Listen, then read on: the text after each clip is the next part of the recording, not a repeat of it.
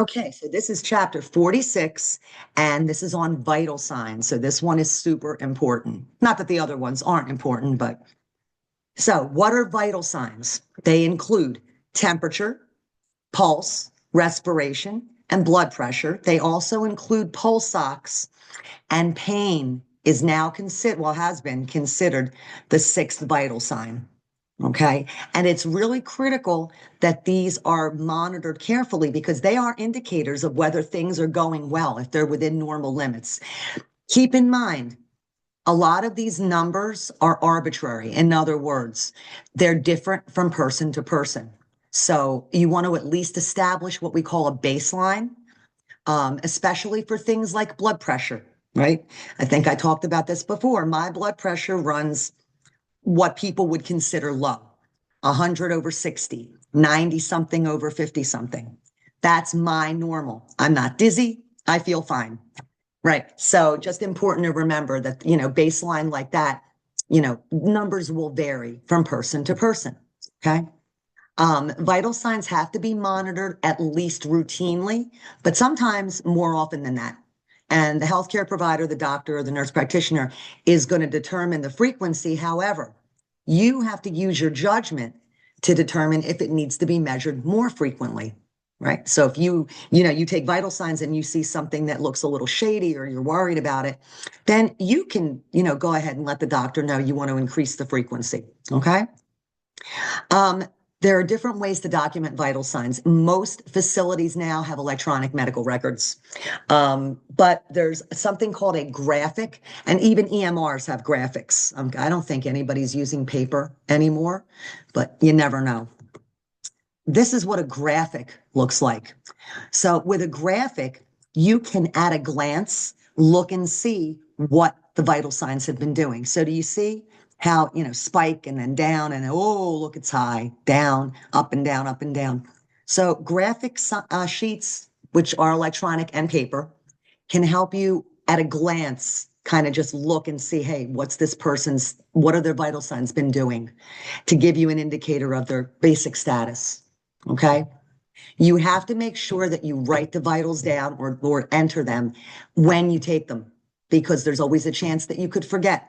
And it really can help us to intervene promptly. Here's an example. If someone is losing blood, okay, they're going into hypovolemia. Typically, what you'll see is tachycardia initially, heart rate will suddenly go up and blood pressure will drop quickly. So that is a big red flag. It's like, warning, warning, something's happening here, right? So vital signs are really important to help us know what's going on with our clients, okay? So there are times, especially in PACU, which is the post-anesthesia care unit, it's where people go after surgery, where vital signs are going to be done very frequently, like every 5 minutes, right? It depends on the status of the client and the acuity of the client. Are they very acute or are they more stable? Okay, so those are things to keep in mind. Body temperature. The average body temperature is 98.6 degrees Fahrenheit. Okay, so temperature can be measured Celsius or Fahrenheit. For most of us, we use Fahrenheit in this country. Most electronic medical record systems will give you both. So when you enter something as Fahrenheit, it will give you the Celsius equivalent. All right. If the temperature is significantly higher or lower than normal, then something is wrong, right? Pretty easy to tell. When somebody's got an elevated temperature, they will sometimes look flush. Their skin will be hot. They'll be thirsty, right? Restless, chills, those kinds of things. Those are signs of fever. And when temperature is subnormal or low, they're going to be listless. In other words, like fatigued, right? Not very motivated to move around, pale, cold, and clammy. Okay. This is a conversion chart that's in here. So it shows you what is the Celsius and what is the Fahrenheit equivalent. Okay. This is a handy dandy little thing to have rather than trying to do the math. So your hypothalamus in your brain controls your body temperature because it controls the temperature of the blood. When we're talking about someone with a normal or within normal limits body temperature, we say they're afebrile. without a fever. Okay. Make sure you know that word. And what is normal? It's different for most people. When someone is spiking a temp, that's what we usually will say. It's usually the lowest in the morning, but it's at its highest usually at night. And just so you know, newborns have a baseline that's higher than adults. And we're going to get into different age groups and their vital signs. Right now, we're talking about adults. Okay. And so here are the different temperature ranges for adults. The most common is either temporal, right? Because it's non-invasive. That's the one on the forehead, right? For babies, newborns, axillary. That's under the arm. Rectal, we don't do really rectals anymore. They are dangerous for lots of reasons that I will get into in a minute, okay?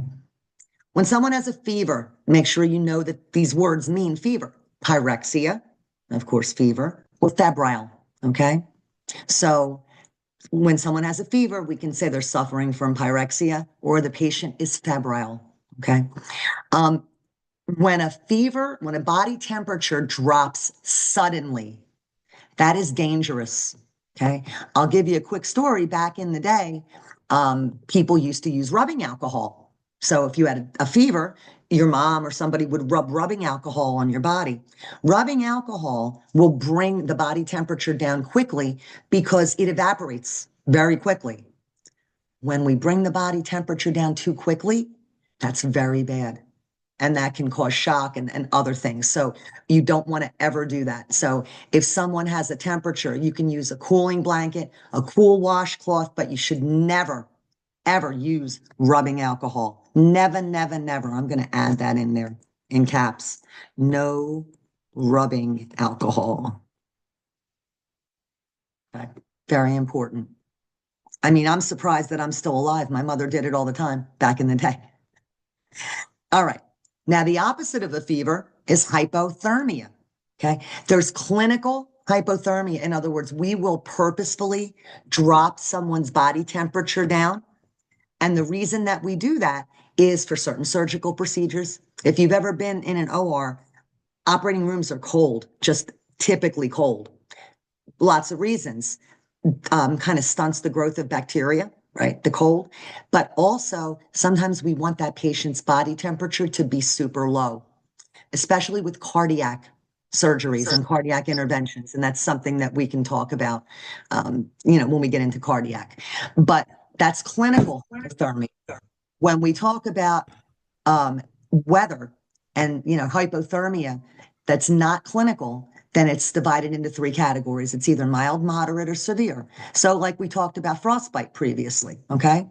So hypothermia is treated usually by, if somebody's been out in the elements, get the cold, wet clothing off of them, get them in warm blankets or warm fluids like warm water, okay? Severe hypothermia is a little bit more complicated, and I'm not going to get into the treatment of that till we get into adult med surg. But just know that, when we talked about frostbite, with hypothermia, all we're going to do is warm them up, and we want to do it slowly. Again, we don't want anything extreme and quick when it comes to body temperatures, right? We don't want to change them quickly. It can be a shock to the body and dangerous. Here's the question. Hyperthermia, not hypothermia, can be fatal. If you said false, you were right. So either one can be fatal. Really super high temperature or super low temperature, right? If your body temperature is 108, that's an extreme. I mean, you're probably dying or dead. And if it's below 93, again, it doesn't look good. All right. And how do we measure temperatures? Well, usually in facilities, we have electronic thermometers, sometimes with probes with a little probe cover that you toss. Sometimes in hospitals for people that are in isolation units, they'll use a disposable. Yes, it literally is made of paper. It's disposable oral thermometer. We use it and then we throw it away. Okay. There are different locations, like we talked about, to take temperature.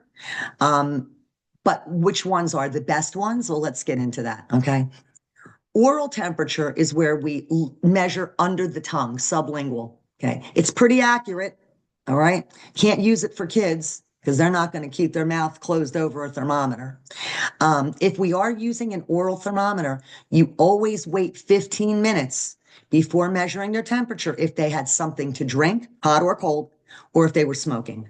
You want to wait, okay? And here is a handy dandy little photo of where you're supposed to stick that thermometer, under the tongue, up in one of these corners. Okay, pretty straightforward. Then we have a rectal temperature, always fun, not. We don't really use rectal temperatures anymore. Contraindicated for lots of reasons. The patient can vagal down. They can have a vagal response. So the vagus nerve, one of the 12 cranial nerves, goes all the way from the brain down to Uranus. And with pressure, if you stimulate that vagus nerve, the blood pressure can drop precipitously. So again, we don't usually use rectal temperatures. We used to use them for newborns all the time. We do not. So for newborns and babies, we do axillary because it's pretty easy to stick that thermometer under their arm and kind of just hold their arm down. Okay. So make sure you know that. No to the rectal, yes to the axillary. Okay. For babies. Very important. And then we have a tympanic thermometer, and it's quick, right? And the tympanic membrane is the eardrum, right? So that's where they stick that little probe thing into the ear, see? And it goes right about there. Here's the tympanic membrane. It can actually measure the temperature that's right in here in the ear canal. Pretty accurate, pretty accurate. And then we have the temporal. It's a temporal artery temperature scanner, and it uses infrared technology. This is the easiest. It really is. And it's pretty accurate. Just right across somebody's forehead, but boom, and you get a temperature. So you don't even have to touch them. Okay. Back in the day, we had glass thermometers that were filled with mercury. And I don't know if you know this, but mercury is a fun element because mercury is a liquid and a solid. So when you're done watching this video, Google it and try to find a video of it. It's fun because when a thermometer would break, like when I was a kid, I would wink accidentally, break the thermometer so I could play with the mercury. True story, did it a lot. And mercury would ball up into a little ball, but it was a liquid, but it was a solid at the same time. It was very fun. Well, turns out mercury's bad for you. I never put it in my mouth. I mean, the mercury, just to be clear. So there are no more mercury thermometers. They're illegal because we know that they're dangerous, but they were fun while they lasted. All right. Is the following statement true or false? It is necessary to use detergent to remove lubricant from a rectal thermometer before disinfecting it. Lord have mercy. I missed that question. Yes, you have to take the lube off. Okay. You can use alcohol. You can wash it away anyway, but you're probably never going to use a rectal thermometer, so don't worry about it.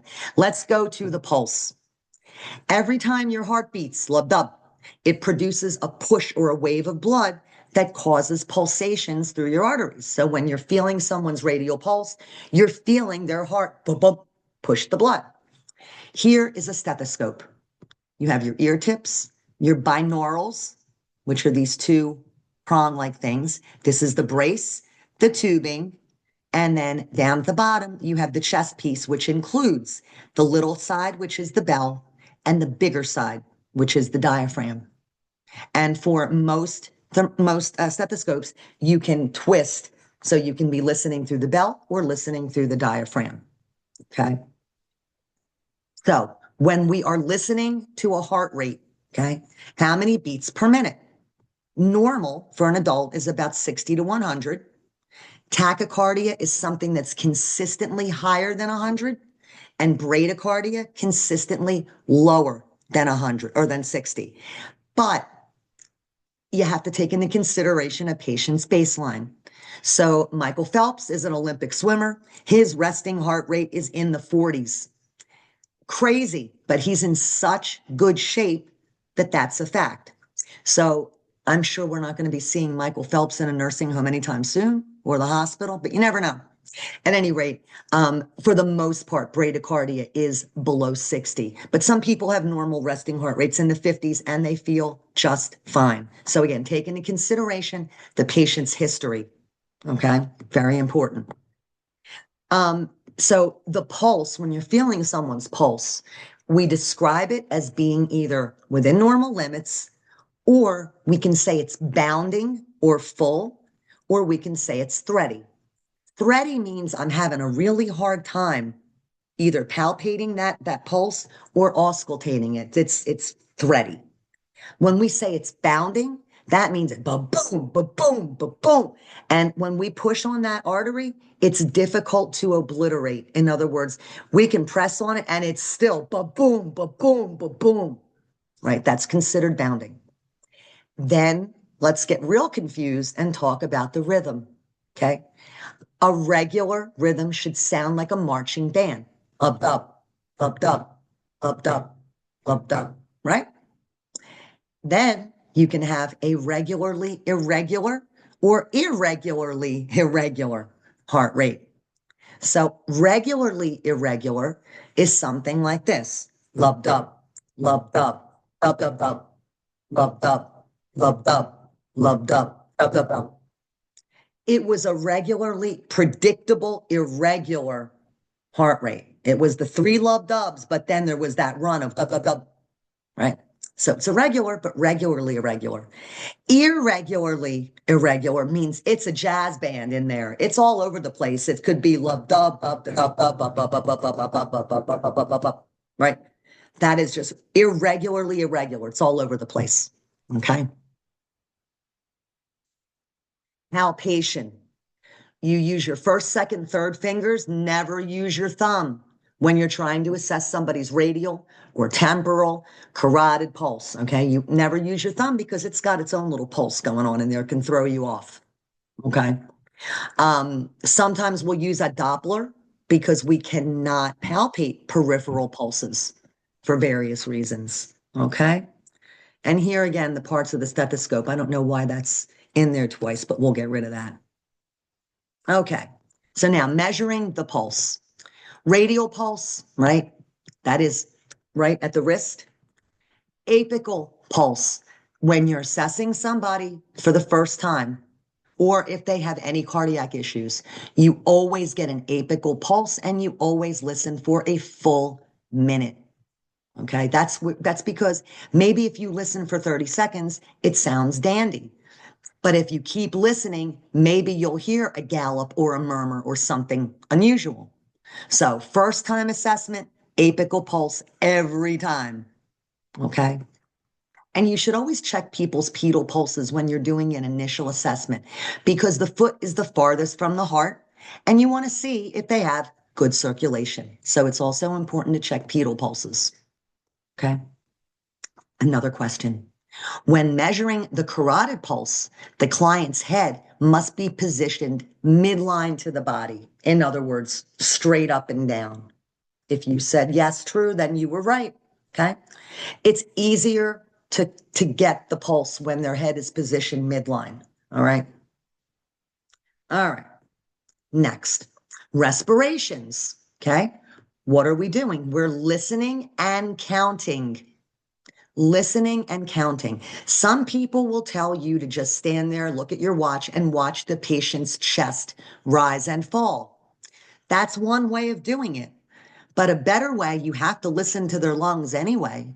When you're listening with your stethoscope, count.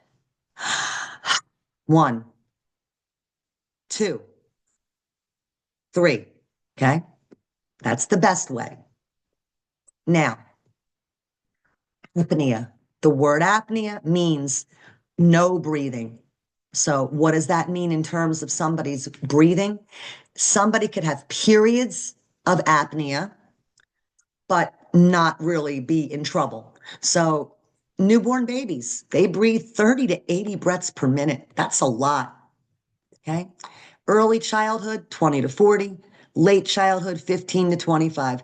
Adulthood, 12 to 18. I'm just going to say 12 to 20 because that is the midline of both of those. I'm not going to divide it up by male and female.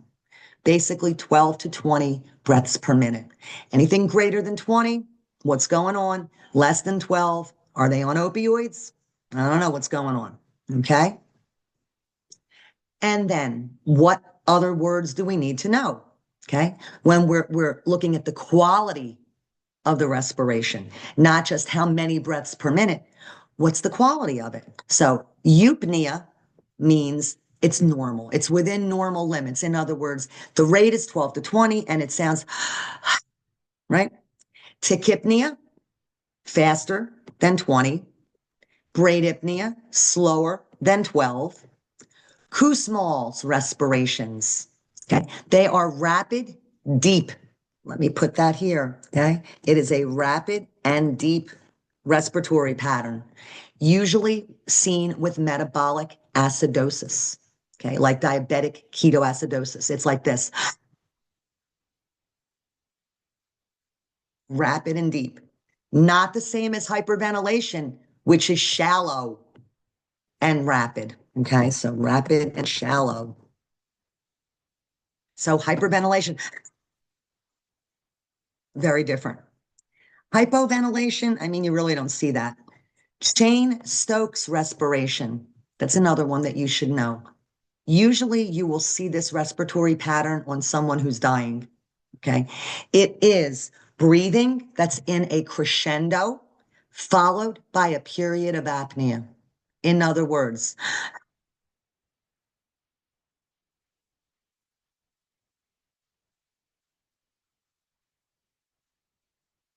okay? So the breathing got faster and then nothing. Okay, that is Cheyne-Stokes respirations. We'll get into biot respirations when we go to med-surg. Make sure you know the ones that I've highlighted here: eupnea, tachypnea, bradypnea, Kussmaul's, hyperventilation, and Cheyne-Stokes. Okay, but then what do the lungs sound like? All right, look at all these different sounds. Okay, different sounds the lungs can make. Well, here's what I did. Look at this handy dandy little chart. Actually, let me make it bigger. There you go. Okay. So things like stridor, that's where you hear it's a high pitched sound that's right around the larynx or the trachea, and it is with inspiration and expiration, right? Wheezing, very musical, usually expiratory. Okay. Bronchi, usually it's mucus, okay? And it usually will be cleared by coughing. So if you hear something and you're not sure, you hear some kind of gurgly something, have the patient take a deep breath and cough, and it will move, okay? Crackles, we used to call them rails. Now we call them fine and coarse crackles. Crackles are the sound of fluid in the lungs, okay?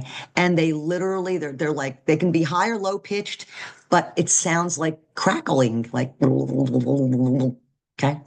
And then pleural friction rub, okay? Pleural friction rub means that there's fluid or something, could be pus, could be blood, in the pleural space around the lungs. So when the lungs are expanding, so when the patient breathes in, you hear this rubbing. It's like like a scratching sound almost. Okay. So pleuritis, pleurisy, pleural effusion, different situations where the patient may have something that's not supposed to be in the pleural space. Okay. And then you should know the words dyspnea, which means difficult breathing, orthopnea, which means you can only breathe when you're upright. Okay. So asthma definitely is not a sound, but it causes wheezes. So I'm going to add that. Spasms and breathing difficulty, wheezing, typically. And that's usually expiratory. Okay. And then, of course, when someone's having difficulty breathing, sometimes they will heave their chest or use their accessory muscles, the sternocleidomastoid. So you'll see people lean over to breathe. You'll see people, right? And also, if they're having a hard time breathing, they may look a little blue. Cyanosis is a bluing of the skin. Okay, that's when they're having difficulty breathing. And we already talked about Cheyne-Stokes respirations, that crescendo with the period of apnea. Okay, so that's it for respirations. Let's go to blood pressure. Blood pressure, we're measuring the pressure of the force of the blood against the walls of the arteries. So every time your heart goes lub-dub, pushes the blood through the arteries, that is blood pressure. Okay. You have systolic and you have diastolic. You also have pulse pressure, which is the systolic minus the diastolic. And the mean arterial pressure, that's something that's in ICU. Don't even worry about that. I'm not even going to highlight that actually, because we are not going to worry about that just yet. Okay. But what is normal for blood pressure? What is normal for blood pressure? Here you go. This came right from the new guidelines from the American Heart Association. Okay. Normal blood pressure, systolic less than 120, diastolic less than 80. Okay. Elevated 120 to 129. Even if it's less than 80, that's still elevated blood pressure. High blood pressure, stage 1, 130 to 139, or 80 to 89. You have hypertension. Stage 2, 140 or higher, or 90 or higher for diastolic, right? Stage 2. A hypertensive crisis. In other words, you're in trouble. Higher than 180 systolically and or higher than 120 diastolically. You need to go to the hospital. Okay. If you have a blood pressure that's that elevated, that is very dangerous. Okay. How do we take blood pressure? We use this nifty little thing called a sphygmomanometer. It can be aneroid, which is this guy, or it can be digital. Okay. So when you're taking a blood pressure, the patient should be seated. They could be lying down also. Their legs should not be crossed. Their ankles shouldn't even be crossed. Do not take a blood pressure on this arm if there's some kind of a vascular access for dialysis, like a stent or a fistula. If they've had a mastectomy on that side, a removal of a breast, and recent means within 10 years. Okay. Add that within 10 years. Okay. If they have any kind of an injury, open wound, don't take the blood pressure on that arm. If there's a cast or a splint, don't take the blood pressure on that arm. Or if they have any kind of an IV on that arm, don't take the blood pressure on that arm. Right? Pretty simple. How do we take blood pressure? We're listening for Korotikoff sounds. All right. So when you put your stethoscope over the brachial artery, okay, as the blood pressure cuff is deflating, you don't hear anything at first, but then as the blood starts to flow, you hear the first Korotikoff sound. It sounds just like lub-dub. So you pump up the sphygmomanometer cuff, and as you slowly release the air, the first sound you hear is the systolic, and then you keep listening and watching the aneroid, and the last sound you hear is the diastolic, and those are Korotikoff sounds. Okay. Okay, blood pressure. What can affect it? Well, if you physically exert yourself or if you're stressed out, that can affect your blood pressure. Okay. A lot of things. Just being emotional can make your blood pressure go up. Orthostatic blood pressure, and orthostatic or postural hypotension. That means that there's a drop of 20 millimeters of mercury systolic or 10 millimeters of mercury diastolic with a change in position. So in other words, I'm lying down, you take my blood pressure, and then when I sit up, you take my blood pressure again, and there is a big drop. 20 systolic or 10 or more diastolic, okay? That would tell you they have postural or positional or orthostatic hypotension. Older folks, you will see because of the issues with the blood pressure being able to stabilize itself quickly, they should never just jump out of bed. They should sit at the edge of the bed, have their legs dangle. Certain medications can drop blood pressure like that. So just beware of, those blood pressure drops. Very important. And then pulse oximetry. Okay. Pulse oximetry is a little nifty little gadget that uses a photoelectric impulse to measure the amount of light reflected by the oxygenated hemoglobin in the capillary bed of your finger. Pretty cool technology. So there you go. There's a pulse ox. Okay. 95 to 100 is considered excellent. 90 to 95, okay, fair, it's still all right. But you always should document if that pulse ox was at rest or with activity. That is super important. And understand that pulse oxes are not always accurate if the person has nail polish on, if they have bad circulation, their hands are freezing cold, they have edema. Not the best way to determine their oxygenation status. Okay, so everything has a flaw. Those are the flaws. And if their hands are super cold and you hear a nurse go, let's warm them up, that's not going to help. Okay, warming them up, it's not so much the temperature, it's the blood flow into the capillary beds. So keep that in mind. There are other ways to determine somebody's oxygenation status. The best way and the most definitive is an ABG, arterial blood gas. And then even more important, look at your patient. Look at your patient. If you put a pulse ox on and it tells you their reading is 85%, and you look at their face and they're like talking to you just like I am right now, do you think the pulse ox is right? No. So remember, low batteries, lots of different reasons. Just make sure you're looking at your patient. Okay. And don't take whatever that thing says as the gospel because it might be wrong. All right. Is the following statement true or false? The nurse should not use a client's arm for blood pressure measurement if the client has had a recent mastectomy on that side. Yeah, true, right? True. Okay. You can use their leg, believe it or not. We will talk about that when we get into med surge.